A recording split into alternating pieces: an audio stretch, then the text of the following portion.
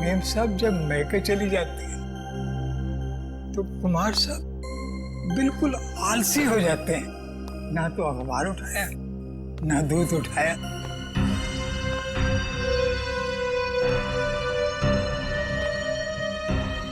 ये ली।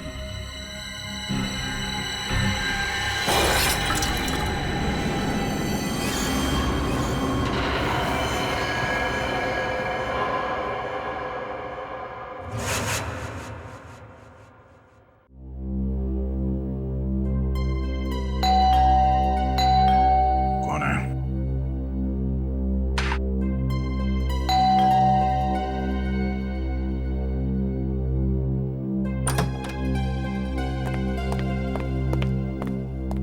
अरे फ्रेडी, सुबह सुबह यहाँ पे क्या बात? अरे ठीक तो परेशान लग रहे हैं। आप बहुत लकी हो सर। तो ये तुम्हारी परेशानी है? अच्छा हुआ आपने शादी नहीं की, बल्कि मैं कहता हूं किसी ने भी शादी नहीं करनी चाहिए। ओह, तो लड्डू खा के पछता रहे हो आप? बीवी से तू मैं करके आ रहे हो यहाँ पे? हाँ, तू मैं? अरे सर, मेरे घर में सिर्फ मैं चलती है। क्या हुआ? क्या एग्जैक्टली?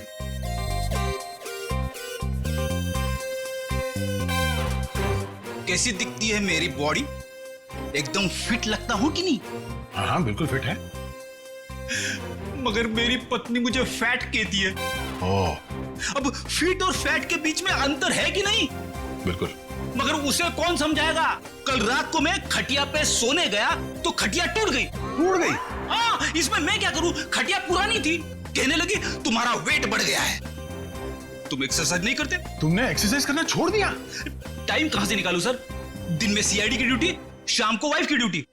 अब इस बीच में मैं जिम कब जाऊं सर? मैंने उससे कहा कि तू शाम को अकेली बाजार जाया कर ताकि मुझे जिम जाने के लिए वक्त मिले, लेकिन नहीं, भड़क गई मेरे पे। कहने लगे कि तू पहले तो बहुत टाइम निकालता था, मेरे इर्द गिर्द भौरे की तरह घूमता था, लेकिन अभी 1 घंटे की फुर्सत भी नहीं है तुम्हारे पास। मैं क्या करूं सर? ये तो बहुत गलत हुआ, कुछ करना पड़ेगा। एक काम करते हैं, भाभी को फोन लगा के बात करता हूं मैं उनसे। अरे नहीं सर। क्या हुआ? मरवा दोगे? क्यों? अगर उसे पता चला ना कि मैं कंप्लेंट लेकर आपके पास आया हूं तो वो मायके चली जाएगी घर की चाबी लेकर, और फिर मुझे आपके घर में ही रहना पड़ेगा।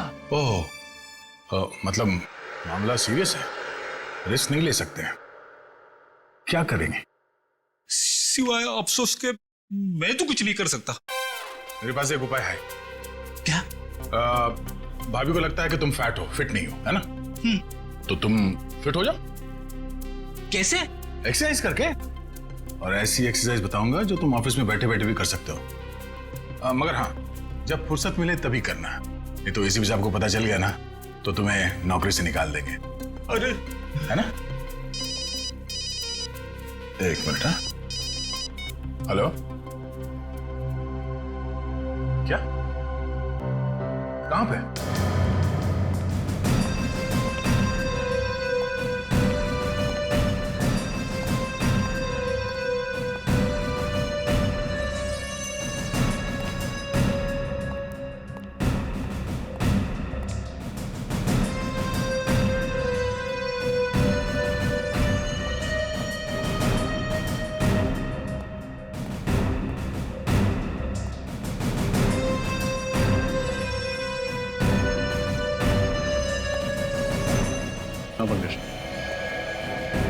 इस बेचारे के बारे में सोच रहा हूँ सर। जिस कैंची से इसने अपने बाल कटाए उसी से अपने प्राण गंवाए।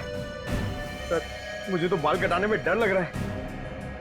सर, एक और एक बात है, यहाँ पे इसके गले पे पाउडर जैसा कुछ लगा हुआ है।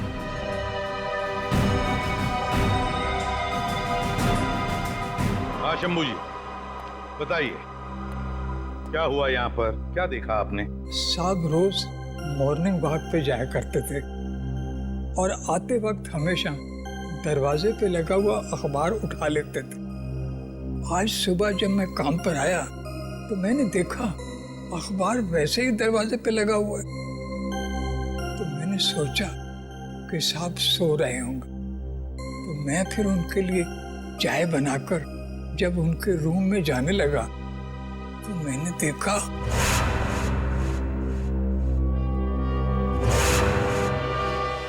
अजीब बात है ना, जिस कैंची से कुमार जी के बाल कटवाए वही कैंची नाई ने उनके छाती में भोंक दी।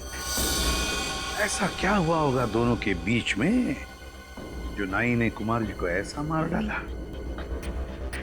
सर लगता है नाई ने बस आवेश में आकर इनका खून कर डाला, नहीं तो इतने सारे सबूत पीछे क्यों छूट जाता। हाँ, पर रजत क्यों क्यों? अच्छा, मुझे एक बात बताओ, आपके कुमार साहब करते क्या थे? ये छोटे छोटे धंधे वाले जो लोग हैं ना, उनको कर्जा दिया करते थे। अच्छा, कर्जा देते थे। वैसे आप कितने सालों से काम कर रहे हैं यहाँ पर? वो जब स्कूल जाते थे। घर के बाकी परिवार वाले कहाँ पर हैं? मेम साहब तो बच्चों के साथ अपने मायके गई हैं दिल्ली। मैंने उनको फोन कर दिया है। एक बात बताओ, क्या कुमार जी अपने बाल घर पर ही कटवाते थे? नहीं साहब, पहले ऐसा कभी नहीं हुआ। वो तो हमेशा सैलून में जाके बाल कटवाया करते थे। मतलब पहली बार उन्होंने घर में बाल कटवाए? इतनी रात गए? हाँ जी। रेडी?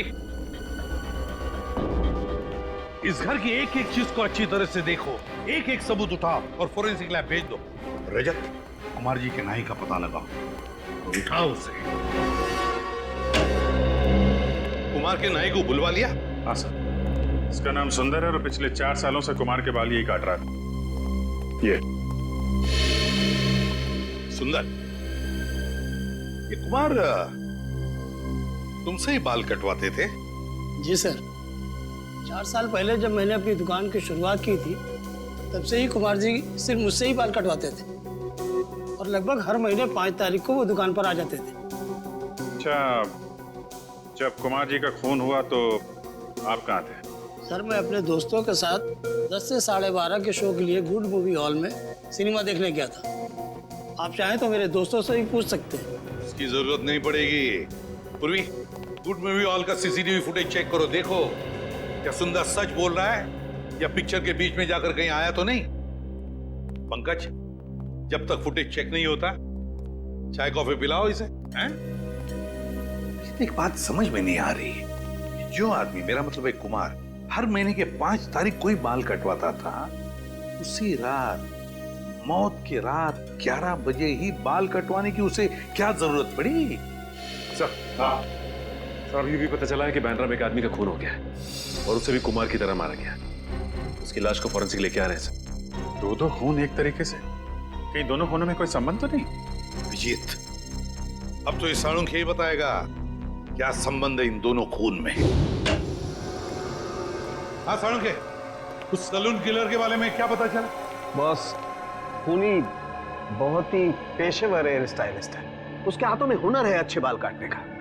सालुंके साहब, क्राइम सीन पर जो सारी चीजें मिली थी, कपड़े, कैंची, बाल, उनसे कुछ और पता चला? कुछ खास नहीं रजत। खूनी इतना होशियार है कि उसने जरा भी, बिल्कुल भी अपनी उंगलियों का निशान नहीं छोड़ा, कहीं भी। यहां तक कि कैंची पर भी अपना कोई उंगलियों का निशान नहीं छोड़ा। लेकिन एक खास बात है बॉस जो पता चली है। वो क्या? बॉस, याद है इन दोनों के गले पर हमें पाउडर मिला था। सालू के साथ बाल काटने के बाद हेयर ड्रेसर गले पे पाउडर लगाता ही है। हाँ, लेकिन ये एक लाइट ग्रे कलर का पाउडर था। और इनफैक्ट तो बॉस, ये पाउडर था ही नहीं। सालून के, पाउडर नहीं है तो फिर क्या है? सब वो राख है, वो भी इंसान के अस्थियों की राख। क्या राख? इंसान की अस्थियों की राख? हाँ बॉस, और 2 अलग अलग आदमियों की राख। और उस राख का डीएनए करने से पता चला कि जिन लोगों की राख है वो आपस में रिश्तेदार थे। दोनों आदमी थे, इसलिए रिश्ते में वो दोनों या तो भाई भाई थे या फिर बाप बेटा। भाई भाई या बाप बेटे? मतलब ये खूनी जिस कैंची से बाल काटता है उसी कैंची से खून करता है उन लोगों का, और फिर उनके गले पर इंसान की अस्थि की राख लगाता है। बड़ी अजीब बात है ये। हेलो, क्या? कहां हुआ ये? उसके हाथ में बंदूक थी, कैंची थी, आप वहीं रुकिए, हमें भी पहुंचते हैं। क्या हुआ सर? कहीं कोई ऐसी लाश तो नहीं मिली है? अभी तक तो नहीं सर। हाँ, एक औरत का फोन था। किसी आदमी ने पार्किंग लॉट से उसके हस्बैंड को अगवा कर लिया। उसके हाथों में कैंची थी। अगवा करने वाले के हाथ में कैंची थी? कैंची? तो फिर रजत यही है, ये कैंची वाला हमारा खूनी, यही है ये हेयर स्टाइलिस्ट, सलून किलर।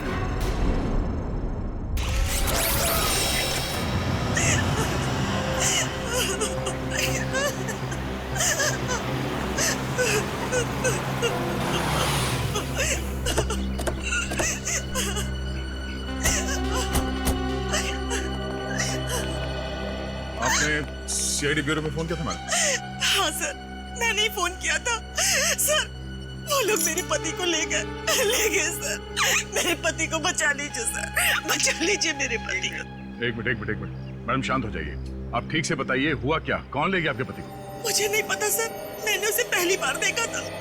उसने अपने मुंह पर रुमाल बांध रखा था। मेरे पति जैसे ही गाड़ी से निकले, पता नहीं कहां से वो सामने आ गया और मेरे पति के मुंह पर रुमाल रखकर उन्हें बेहोश कर दिया।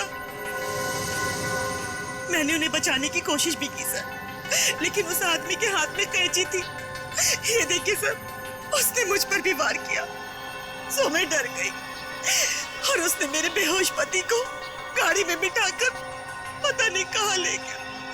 सर, मेरे पति को बचा लीजिए सर, बचा लीजिए सर मेरे पति को। एक मिनट।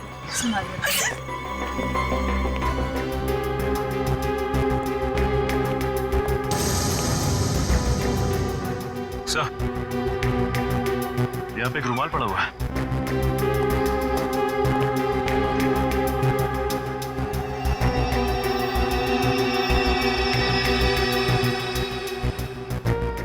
मैम, क्या ये कपड़ा इस्तेमाल किया गया था आपको पति को बेहोश करने के लिए? हाँ सर, ये वही कपड़ा है। सर, क्लोरोफॉर्म का इस्तेमाल किया। लगता है सैलून किलर बड़ी तैयारी के साथ आया था यहाँ पे। Salon killer? ये सैलून किलर कौन है?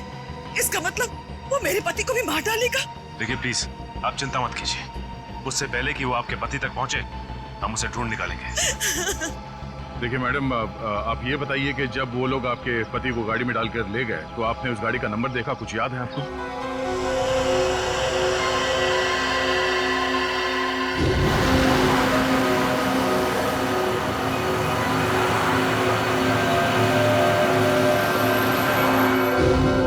नहीं सर, नंबर प्लेट पे तो काला रंग लगा हुआ था, लेकिन गाड़ी के पीछे साइड पे कांच पे एक स्टिकर चिपका था जिसमें Q1 लिखा था। Q1? क्या उस स्टिकर पे कोई म्यूजिकल साइन भी बना हुआ था? हाँ, हाँ, हाँ। श्रेया, तुम इस Q1 के बारे में कुछ जानती हो? हाँ सर, Q1 एक दुकान है जहाँ गाड़ियों के म्यूजिक सिस्टम्स बेचे जाते हैं। ओह, गाड़ी के नंबर प्लेट को काली करने से उसने सोचा कि वो बच जाएगा। बेवकूफ आदमी। Q1 music.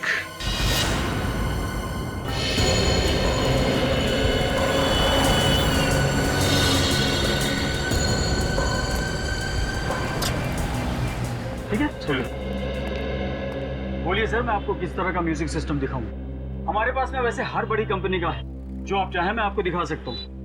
वो सब छोड़िए सर, ये बताइए पहले, ये गाड़ी कौन सी है आपकी? सीआईडी की गाड़ी है। सॉरी सर, पहले बताना था आपको। अरे यार, तो फिर फटाफट देख के बताओ अपने रिकॉर्ड में कि लेस्कॉट गाड़ी में आपने कुछ लगाया म्यूजिक सिस्टम वगैरह? जी सर। जी हाँ सर, इस तरह की 4 गाड़ियों में मैंने ऑडियो सिस्टम फिट किया है। सिस्टम का जवाब नहीं सर, मार्वलस। इसकी जितनी भी तारीफ कर रहे हैं सर, बहुत ही कम है। इसका नंबर देंगे आप? नंबर निकालिए। निखिल, पता करो ये गाड़ियां किसके नाम पे रजिस्टर्ड हैं और इनके पते क्या हैं। उन्हीं में से कोई है। सर, सब जगह देख लिया, बस ये आखिरी जगह बची है। हाँ निखिल, पिछले 3 जगहों पे तो कोई सुराग नहीं मिले। देखिए यहाँ कौन मिलता है। अरे ताला लगा हुआ है।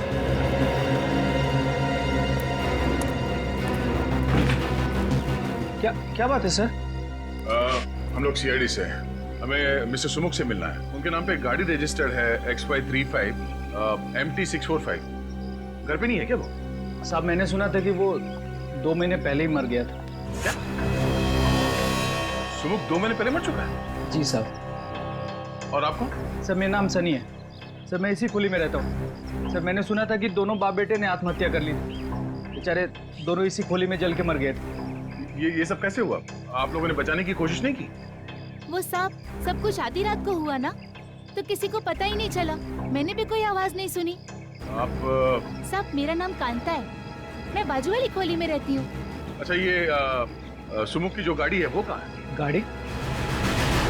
क्या सुमुख के पास गाड़ी थी? साहब हमने तो कभी नहीं देखी, और सुमुख तो चल ही नहीं पाता था साहब, तो गाड़ी कैसे चलाता? सुमुख चल नहीं पाता था? जी नहीं। मधुसूदन को जिस गाड़ी में किडनैप किया गया वो गाड़ी सुमुख के नाम पर रजिस्टर्ड है, और सुमुख चल नहीं सकता था। ये क्या राज है तो दरवाजा खोलने के बाद ही पता चलेगा।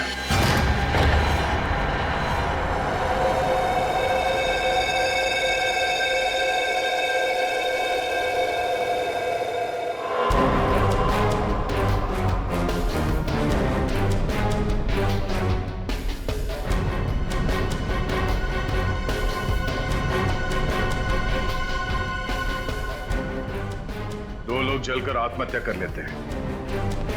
जब तक दोनों जलकर पूरी तरह से राख नहीं हो जाते हैं, यहाँ पड़ोसियों को कुछ पता तक नहीं चलता। बड़ी अजीब बात है। मतलब सर, आपको शक है कि सुमुख और उसके पिता ने आत्महत्या नहीं की, उन दोनों को किसी ने जला के मारा था, और अब कोई उनकी मौत का बदला ले रहा है? हाँ, और वो आदमी सुमुख का कोई करीबी दोस्त हो सकता है, या फिर उसके पिता का कोई करीबी रिश्तेदार। लेकिन एक बात है। वो कैसे? डॉक्टर सालुंके ने हमें बताया था कि मिस्टर कुमार के गले पे जो राख मिली थी वो 2 अलग अलग लोगों के थे, और दोनों रिश्तेदार थे। तो हो सकता है कि दोनों बाप बेटे हो। सर इसका मतलब वो राख सुमुख और उसके पिता की है? हाँ, मुझे शक तो है, पर कंफर्म करना बहुत जरूरी है। एक काम करो, डीएनए टेस्ट के लिए उनके बाल उठा लो यहाँ से, और बाथरूम से टूथब्रश, और घर की अच्छी तरह से तलाशी लो। देखो कुछ मिलता है।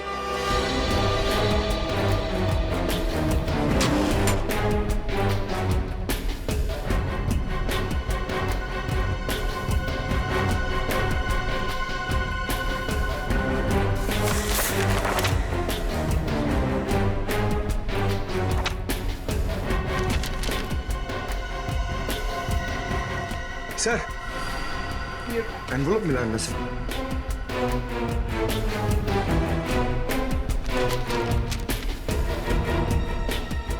ये तो लोन एप्लीकेशन है, golden finance loan application form. Golden finance private finance company है, कोई बैंक नहीं है। और ये फाइनेंस कंपनी का लोन एक्नॉलेजमेंट लेटर 2 महीने पहले का है। सुमुख के मरने से 2 महीने पहले का। क्या पता चला? तो सुमुख के घर से जो टूथब्रश और बाल के सैंपल आप लोगों ने भिजवाए थे, उसकी डीएनए टेस्ट की रिपोर्ट आ गई है। और नतीजा? Perfect match. दोनों लाशों के गले पे पाई गई राख सुमुख और उसके पिताजी की ही है। मतलब मेरा शक सही निकला।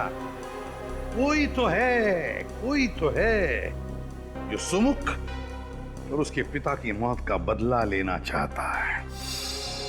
लेकिन सर ये समझ में नहीं आता कि मिस्टर पार्थ और मिस्टर कुमार को मारने से पहले खूनी ने उनके बाल क्यों काटे? एक क्राइम सीन को एक सैलून का रूप क्यों देना चाहता है?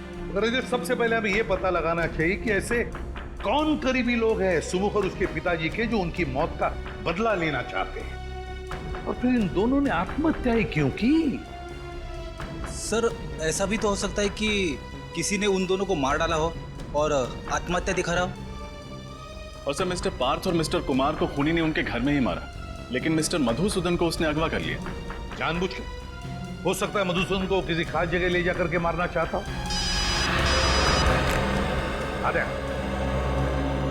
अच्छा, गोल्डन फाइनेंस कंपनी के ठीक है। सुमुख ने मरने से पहले गोल्डन फाइनेंस कंपनी से लोन लेना चाहा था। Golden Finance company.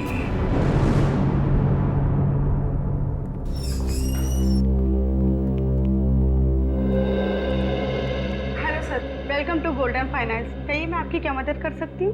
देखिए, हम लोग सीआईडी से हैं और आपकी कंपनी के मालिक रघुवीर से मिलना चाहते हैं। सीआईडी से? क्या बात है सर? हमें उनसे कुछ पूछताछ करनी। कहाँ है वो? सर, रघुवीर सर तो नहीं है और आज वो ऑफिस में भी नहीं आने वाले। क्यों? क्यों नहीं आने वाले? सर, उनके पार्टनर मिस्टर पार्थ की हत्या हुई थी तो आज उनकी शोक सभा है, तो सर वहीं पे गए हैं। पार्थ? कहीं ये वही पार्थ तो नहीं जिनका बांद्रा में खून हो गया? जी सर, वही। अच्छा, क्या पार्थ और रघुवीर कंपनी में पार्टनर्स थे? काफी समय से वो दोनों साथ में काम कर रहे थे और ज्यादातर फैसले मिस्टर पार्थ ही लिया करते थे। Thank you very much. Okay sir. पता लगाना पड़ेगा ये सुमुख पार्थ को जानता कैसे था और फिर उसने पार्थ को मारा क्यों। मैं बिल्कुल अकेली रह गई। आपके बिना मेरे जीवन में कोई मतलब नहीं। अब मैं कैसे जीऊंगी?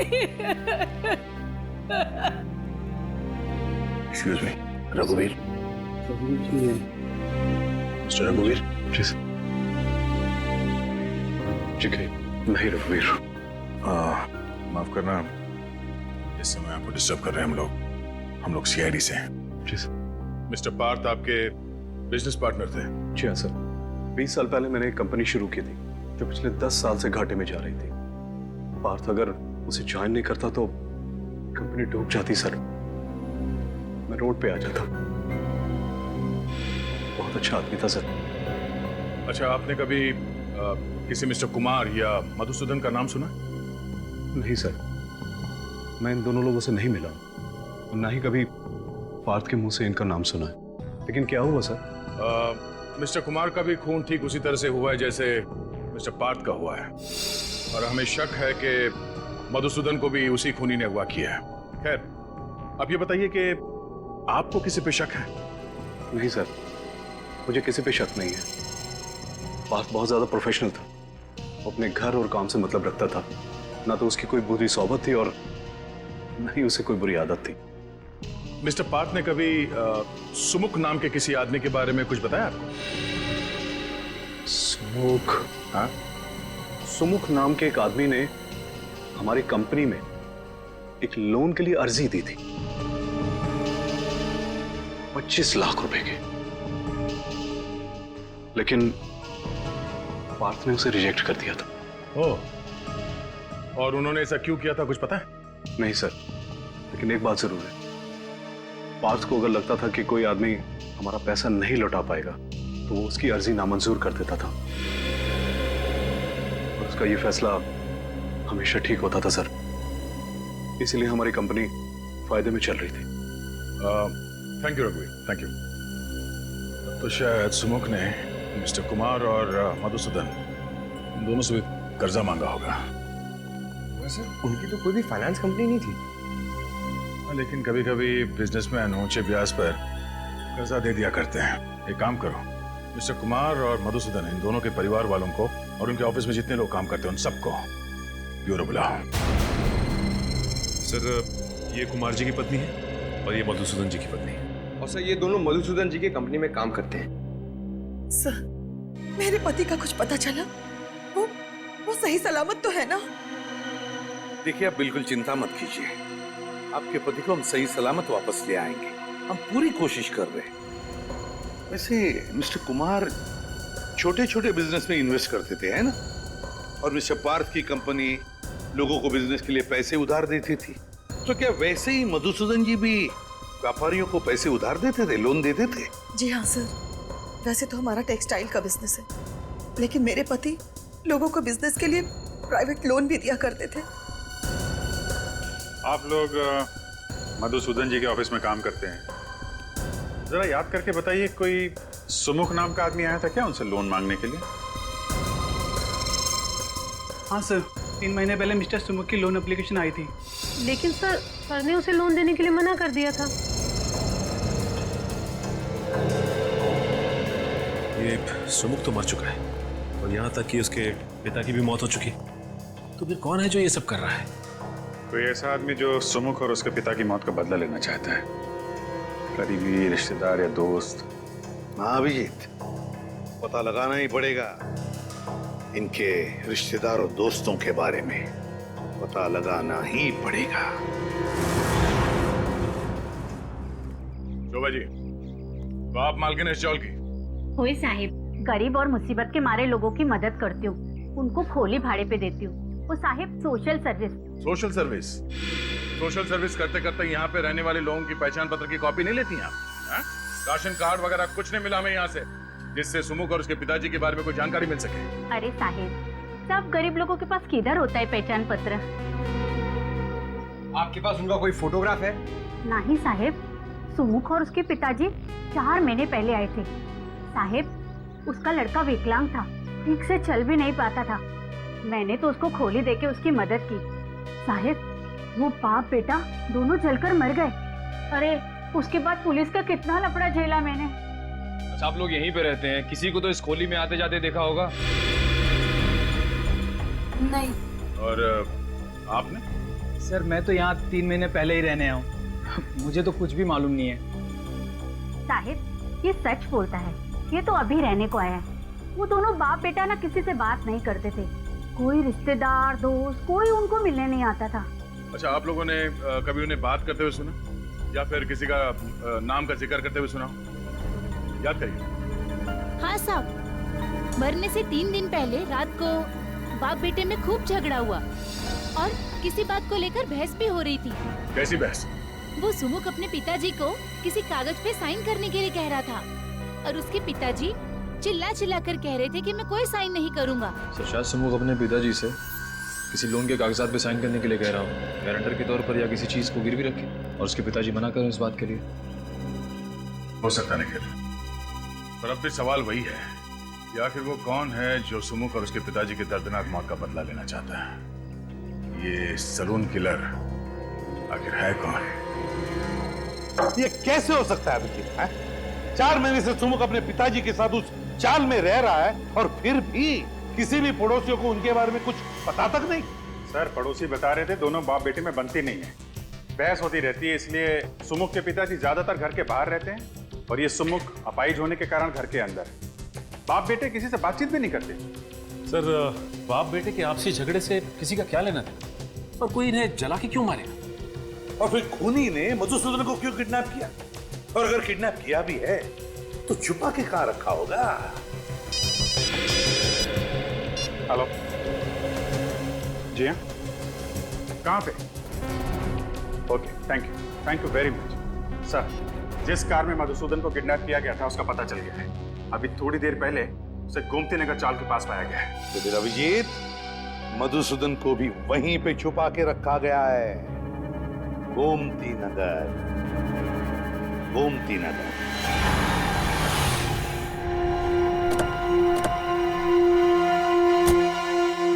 यहां से हमें पैदल ही जाना होगा, लेकिन सावधान रहना, खूनी कभी भी कोई भी हरकत कर सकता है। इस बार वो हमारे हाथों से बचना नहीं चाहिए।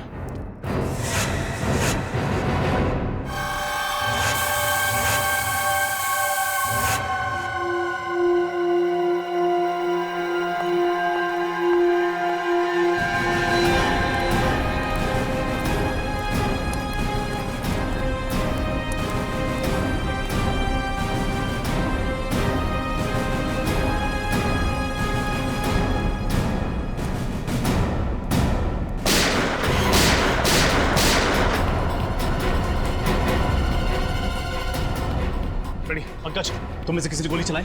नहीं सर, मैंने तो गोली नहीं चलाई। नहीं सर, मैंने नहीं चलाई। तब तो ये जरूर उसे खूनी का काम होगा। जिस दिशा से गोली की आवाज आई है उधर आ जाओ।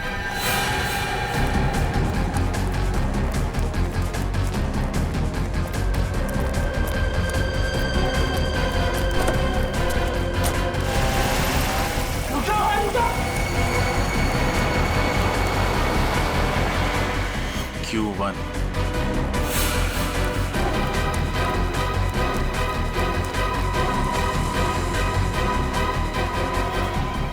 अरे जिंदा से संभालो, आओ पंकज।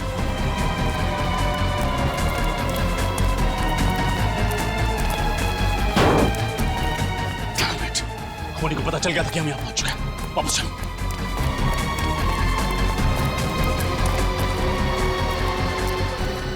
सुनो, अपनी आंखें खुली रखने की कोशिश कर। तो मेरी आवाज सुनाई दे रही है? वो कौन था जिसने गोली चलाई और वो तुम सबको मारना क्यों चाहता था? वो हमारे बॉस को ले गया। बॉस? क्या नाम है तुम्हारे बॉस का? लकी, लकी नाम है वो। लकी? और ये सब कौन है? ये सब बाकी सारे हमारे साथी। एक खूनी एक गुंडे को क्यों अगवा करेगा? सुन, इसने मुजरिम को देखा है। हर हाल में इसका बचना जरूरी है। हॉस्पिटल ले जाओ इसे। चलो आओ, जल्दी जल्दी।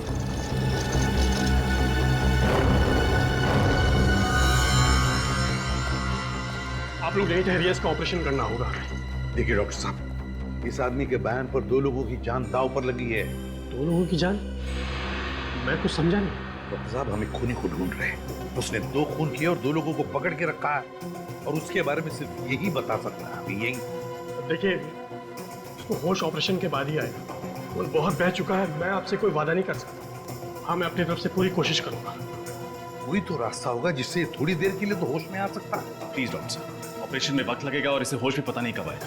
उन 2 लोगों की जान बचाने के लिए 1-1 मिनट कीमती है। अगर ऐसा है तो एक रास्ता है, हम इसे होश में ला सकते हैं। क्या? मैं इसको एड्रेनालाइन का इंजेक्शन देता हूँ। नर्स, जल्दी जाओ। उसको देने के बाद इसको तुरंत होश आ जाएगा, लेकिन उसका असर कुछ देर तक रहेगा। लेकिन उसके बाद इसे फौरन ऑपरेशन थिएटर ले जाना होगा, और मैं आपको 1 सेकंड भी नहीं दे सकता उसको। ठीक है।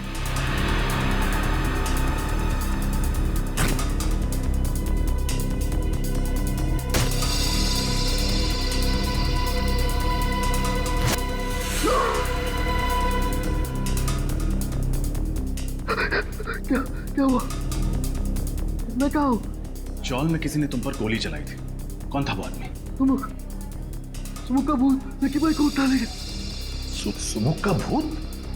हाँ, लकी भाई ने उसे मार दिया था। अब वापस आ गया। ये बेहोश हो गया है, इसको ऑपरेशन के लिए ले जाना होगा। चलो।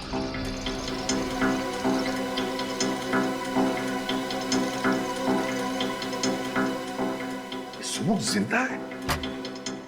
उसी की तो राख मिली थी ना कुमार और पार्थ के गले में, तो फिर ये सुमुख जिंदा कैसे हो सकता है? अगर सुमुख जिंदा है तो वो राख थी किसकी, और इस वक्त सुमुख कहाँ है? इसका जवाब तो वो अकाउंटेंट देगा। लकी का सबसे विश्वासु अकाउंटेंट। उठाओ उस अकाउंटेंट को।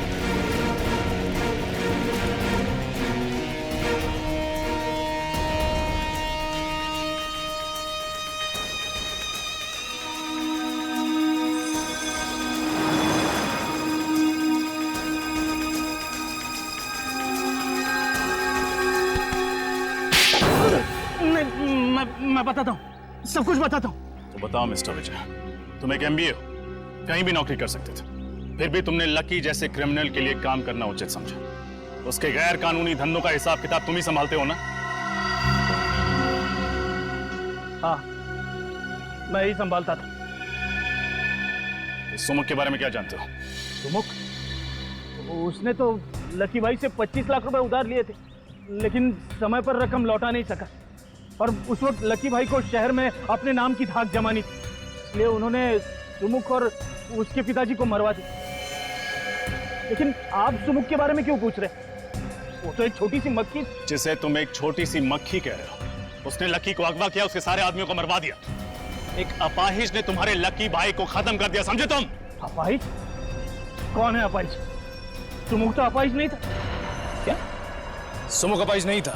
नहीं, लेकिन चौल में सबने बताया था कि वो अपाहिज था। नामुमकिन है। जब वो लकी भाई से उधार मांगने के लिए आया था तब मैं वहां पर मौजूद था। किस लिए मांगने आया था वो पैसे?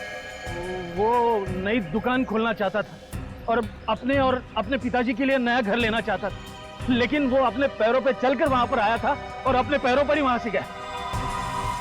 सरफिरी है कौन जो नकली सुमुख बन के घूम रहा है, जबकि असली सुमुख अपाहिज था और अपने पिताजी के साथ जल के मर चुका है कौन ये बहरूपिया? अच्छा, तुम्हारे पास उस आदमी का पता है जो लकी से पैसे मांगने आया था? हाँ है।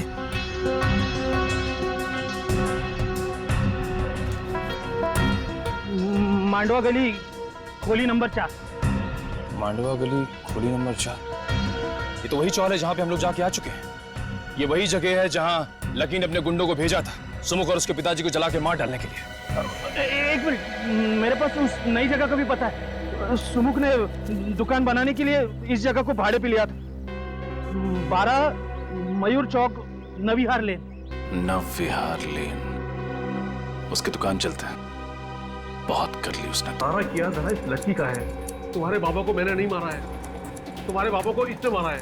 क्या बकवास कर रहा मधुसूदन? हाँ, जब इसने बचा हुआ पैसा नहीं दिया तो तेरे कहने पे मैंने इसके पिता को मारा और इल्जाम मुझ पर लगा रहा तू। देखो, मुझे जाने दो। तुम्हें जितना पैसा चाहिए मैं दूंगा।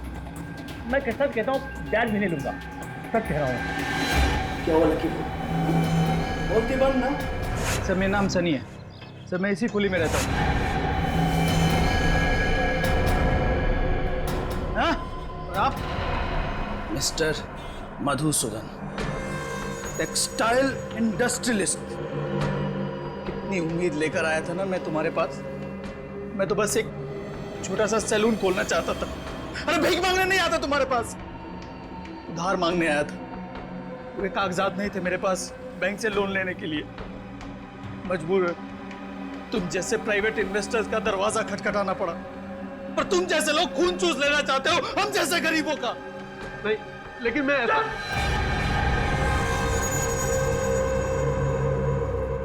लकी भाई, एक किस्त देने में देर कर देने पर कोई किसी के बाबा और उसके निर्दोष बेटे को चलाकर मार सकता है क्या? हाँ? गलती हो गई, माफ कर दो प्लीज। अब मैं माफी मांग रहा हूँ। इसके बहकावे में आ गया था मैं, इसके मधुसूदन के, इसीलिए मैंने किया था। लेकिन सुनो, मुझे एक बात समझ में नहीं आई। मैंने तुम्हें और तुम्हारे पिता को जलाकर मार डाला था, तुम जिंदा कैसे बच गए? तुम्हारे बेवकूफ गुंडों ने मुझे नहीं मारा, मेरी जगह निर्दोष अपाहिज भाई को जलाकर मार दिया, समझे? क्या तुम्हारा छोटा भाई भी था? मेरा छोटा भाई भी था, वो चल नहीं सकता था। आखिर क्या दोष था मेरे भाई मृदुल का? उसको सुमुख समझकर इसके गुंडों ने जलाकर मार दिया। मधुसूदन, तुम यही सोच रहे हो ना कि आखिर अभी तक मैंने तुम्हें जिंदा क्यों रखा है? क्योंकि तुम मुझे अच्छा आदमी समझते हो और सिर्फ चेतावनी देकर छोड़ना चाहते थे। चुप! तेरी वजह से मैंने अपने पूरे परिवार को खो दिया है। तुझे बहुत बड़ी सजा दूंगा। तेरी आंखों के सामने मैं लकी का खून करूंगा ताकि तू देख सके कि मरते वक्त कितना दर्द होता है। उसके बाद मैं तुझे मारूंगा ऐसे ही, ताकि तू एक बार नहीं बार मर सके, बार मर सके। तुम ऐसा नहीं कर सकते लकी, तुम कुछ करो। हाँ मधुसूदन, मैं करता हूँ तुम्हारे अपने लिए कुछ। हाँ देखो, प्लीज भेज छोड़ दो, प्लीज। सुमुख, सीआईडी, आप लोगों को इस जगह के बारे में किसने बताया? लकी के अकाउंटेंट। और तुम्हारा खेल खत्म। माफ कर दीजिए सर, मैं ऐसा नहीं था सर। बदले की आग में मैं अंधा हो गया था। मैं तो एक सीधी सादी जिंदगी जीना चाहता था। मैं एक हेयर स्टाइलिस्ट बनना चाहता था, लेकिन मेरे बाबा स्कूल टीचर थे, उन्हें मेरा ये बाल काटने का काम पसंद नहीं था, लेकिन मैंने भी ठान ली थी कि मैं हेयर स्टाइलिस्ट बनूंगा। जब मैंने एक सैलून में नौकरी करना शुरू की, मेरे बाबा ने मुझसे रिश्ता ही तोड़ लिया था। और तुम्हारे पिताजी शोभा जी की चौल में चले गए रहने के, और तुम भी उनके पीछे पीछे वहां चले गए और उसी चौल में रहने लगे। हाँ सर, जैसे ही मुझे पता चला कि बाबा और मृदुल वहां रहने लगे तो मैं भी वहां शिफ्ट हो गया। लेकिन मेरे बाबा तो मुझसे गुस्सा थे। उन्होंने चौल में किसी को नहीं बताया कि मैं उनका बेटा हूं, पर मैंने भी ठान ली थी कि अपना खुद का एक सैलून खोलूंगा और बाबा को साबित कर दूंगा कि एक हेयर स्टाइलिस्ट बन के भी एक इंसान कामयाब हो सकता है, उसे इज्जत मिल सकती है। और इसीलिए तुमने लोन लेने के बारे में सोचा? हाँ हाँ सर, पर फिर भी मुझे बैंक से लोन नहीं मिल पाया। एक बार मैंने कोशिश भी की, बाबा को गारंटर के तौर पर लोन के कागजात पर साइन कराने के लिए कहा, लेकिन मेरी उनसे बहस हो गई। ये बात कांता ताई ने भी सुनी थी।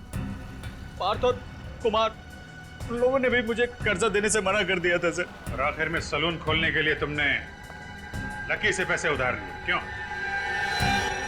हाँ सर, और मेरा सैलून ठीक ठाक चलने भी लगा था, बस एक किस्त देने में देर कर दी थी। लकी ने अपने गुंडे बेचकर मेरे बाबा और मेरे छोटे अपाहिज भाई को जलाकर मार दिया था।